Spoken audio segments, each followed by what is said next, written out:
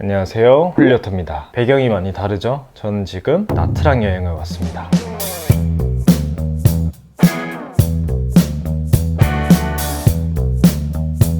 이렇게 여행을 왔는데 또 카메라를 안 켤 수가 없더라고요. 그래서 오늘은 동남아 여행 왔을 때 어떻게 관리하면 좋을지 관리 루틴 보여드리면서 여행하는 모습도 살짝 보여드리도록 하겠습니다. 일단 지금 현재 시간이 6시 35분이거든요 베트남은 시차가 2시간 빨라서, 그래서 조식 시간이라 지금 조식을 먹고 올 건데 또 아침에 투어 일정이 잡혀 있어요. 그래서 빠르게 먹고 오도록 하겠습니다.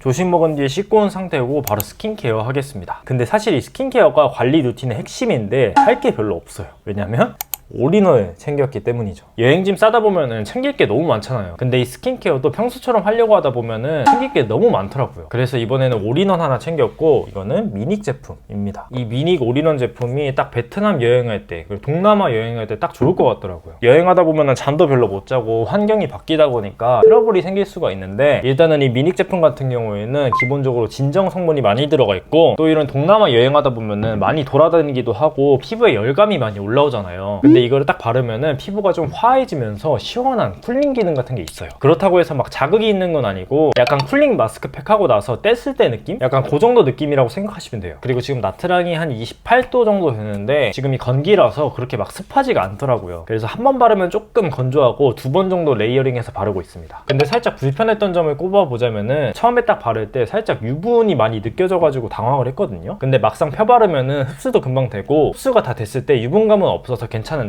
지성분들 같은 경우에는 처음 바를 때 조금 불편함이 있을 수 있다는 점, 그 점만 참고해 주시면 될 것 같습니다. 물론 여행 3일차밖에 안 되긴 했지만 미닉 덕분인지 아직까지는 뭐 크게 트러블 올라오거나 피부가 뒤집어지지는 않았습니다. 자, 이제 스킨케어 끝났고 이제 선크림 바를 건데, 제가 스킨케어는 이거 하나 가져왔잖아요. 근데 선크림은 무려 5개를 챙겨왔어요. 일단 기본적으로 얼굴에 바를 무기자차랑 유기자차 선크림, 그리고 또 물놀이를 하다 보니까 물놀이 할 때 바를 워터프루프 선크림 2개, 하나는 얼굴용, 하나는 몸용입니다. 그리고 또 몸에 뿌릴 선스프레이까지 이렇게 총 5개를 가져왔습니다. 이럴 거면 스킨케어를 짐주는 의미가 있을까 싶은데, 아무튼 오늘은 호핑 투어를 갈 거기 때문에 워터프루프 선크림을 바르도록 하겠습니다. 시중에 이 워터프루프 선크림이 은근 별로 없는 것 같더라고요. 그나마 이 식물나락계 유명하고 가성비가 좋아서 이거 잘 쓰고 있어요. 이제 저처럼 겨울에 동남아 가시는 분들은 선크림을 진짜 꼭 바르셔야 돼요. 왜냐면은 선크림 안 발라서 나만 좀 새까매져 있으면은 나중에 한국 돌아갔을 때 조금 그래요. 물론 선크림은 1년 내내 발라야 되겠지만은 특히 여행 갔을 때는 많이 돌아다니기도 하고, 특히 이런 동남아는 햇빛이 많이 세기 때문에 꼭 선크림 발라주셔야 합니다. 그리고 얼굴뿐만 아니라 이 목이랑 팔다리에도 다 발라줘야 됩니다. 특히 이 귀 뒤에 여기를 발라주셔야 돼요. 여기를 까먹고 안 바르신 분들이 많은데, 그럼 여기는 다 하얀데 여기만 까맣거든요. 그것도 좀 이상하잖아요. 그러니까 이 귀 뒤에까지 꼼꼼하게 발라주셔야 됩니다. 지금 선크림까지 다 바른 상태인데 지금 투어 픽업 시간이 얼마 안 남아서 빠르게 짐 챙겨서 나가보도록 하겠습니다. 뒤에서 물놀이 할 때랑 그냥 돌아다닐 때 어떻게 관리해야 되는지, 그리고 여행 꿀팁까지 보여드리도록 하겠습니다.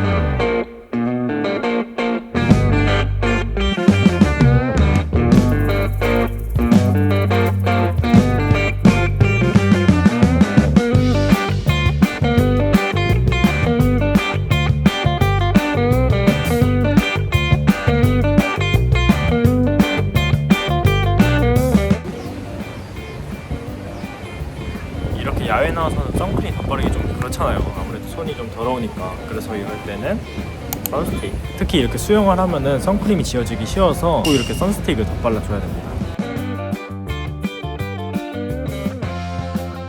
그나저나 좋네요. 굉장히 여유롭고 좋습니다.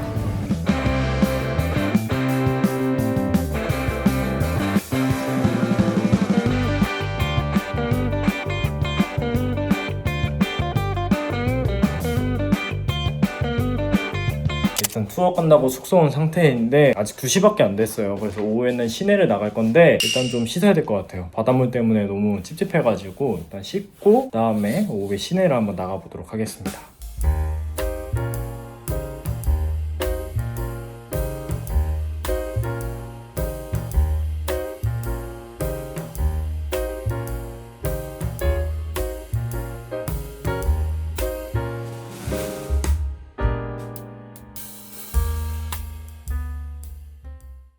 이게 무려 단돈 4,000원입니다. 4,000원. 저녁 먹기 전에 한 가지 팁을 드리자면, 물론 저는 포장을 해와서 숙소에서 먹고 있긴 하지만 보통은 이제 야외에서 많이 먹잖아요. 근데 이제 돌아다니다 보면은 손이 많이 더러워져요. 근데 또 베트남 같은 경우에는 물티슈를 유료로 사야 되거든요. 물론 얼마 안 하긴 하는데 이왕이면은 그래도 한국에서 챙겨오는 게 좋잖아요. 그래서 저도 다이소에서 물티슈를 샀는데 이렇게 두 가지를 샀거든요. 하나는 일반 물티슈인데 이게 열매밖에 안 들었는데 이게 세 묶음으로 돼 있어요. 그래서 무겁지도 않고 자리 차지도 얼마 안 해서 좋더라고요. 여행하다 보면은 많이 돌아다녀야 되는데 이렇게 두꺼운 물티슈 갖고 다니면은 은근 그게 짐이거든요. 그래서 요거 3매입짜리 1,000원인가 2,000원 정도 했는데 이거 구매하시면 좋을 것 같고, 그 다음에 이거는 소독 티슈.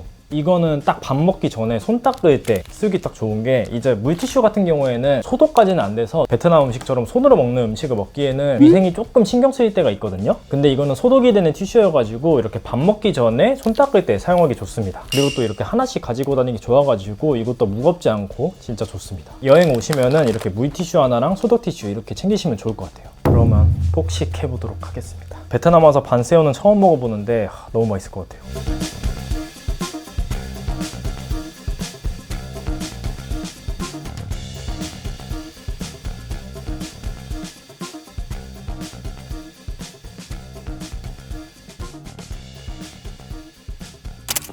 운동하고 왔습니다. 근데 헬스장 시설이 별로 안 좋아서 얼마 못했어요. 운동하기 싫어서 그런 거 진짜 아니고, 아무튼 이제 클렌징 할 건데 아까 호핑투어 갔다 와서 씻기는 했어요. 근데 그때는 진짜 간단하게 씻어가지고 저녁에는 좀 제대로 클렌징을 해줄 겁니다. 일단은 클렌징 오일 쓰도록 하겠습니다. 아까 워터프루프 선크림 발랐잖아요. 그러면은 무조건 클렌징 오일 같은 세정력 좋은 클렌징 제품 써가지고 깔끔하게 세안을 해줘야 됩니다. 그리고 혹시라도 잔여물이 남아있을 수 있기 때문에 이중 세안까지 가급적이면 해주시는 게 좋습니다. 이렇게 한 30초 정도 롤링을 해주신 다음에, 다들 잘 아시겠지만 이러고 나서 바로 씻어내는 게 아니라 유화를 꼭 해주셔야 됩니다.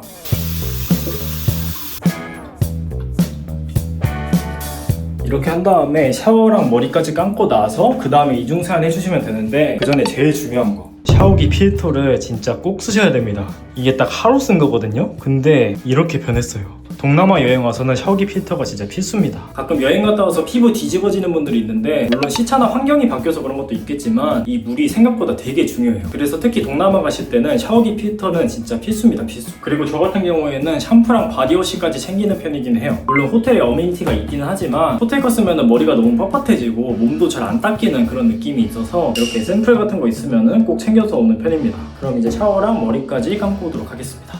이제 이중 세안할 건데, 클렌징 폼 추천을 좀 해드리자면은 살사랑 거거든요. 이게 여행할 때 쓰기 좋게 이렇게 일회용으로 소분이 돼 있어요. 보통 클렌징 폼이 이렇게 크잖아요. 근데 그거를 갖고 다니기에는 부피 차지를 너무 많이 해서 조금 불편한데, 이거는 일회용으로 딱 소분돼 있어가지고 여행할 때 딱 쓰기 너무 좋을 것 같더라고요. 보시면 이게 거품도 되게 잘 나가지고 사용감까지 좋더라고요. 그래서 여행 자주 가시는 분들은 하나 사가지고 갈 때마다 한두 개씩 가지고 다니면은 진짜 좋을 것 같습니다.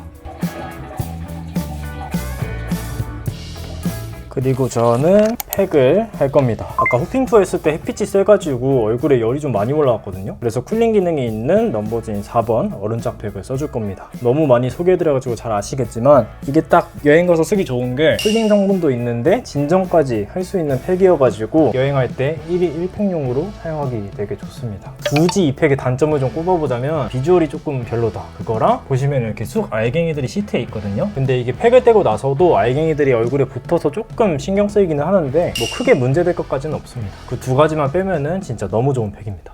이제 마스크팩 떼고 나서 마지막에 올인원으로 한 번만 더 발라주면은 저녁 관리도 끝입니다. 한국에서 관리하는 것보다는 되게 라이트한 느낌이죠. 근데 보통 여행 오면은 잠도 별로 못 자고 많이 돌아다녀가지고 저녁에 숙소 오면 되게 힘들잖아요. 그런 상태에서 평소처럼 관리하려고 하면은 너무 힘들더라고요. 그래서 여행 오면은 딱 이 정도만 관리하는 편이고, 그리고 여행 온 김에 브이로그도 하나 찍어보려고 해요. 그래서 그것도 많은 관심 부탁드리고, 마지막으로 나트랑 야경 한번 보여드리면서 영상 끝내보도록 하겠습니다.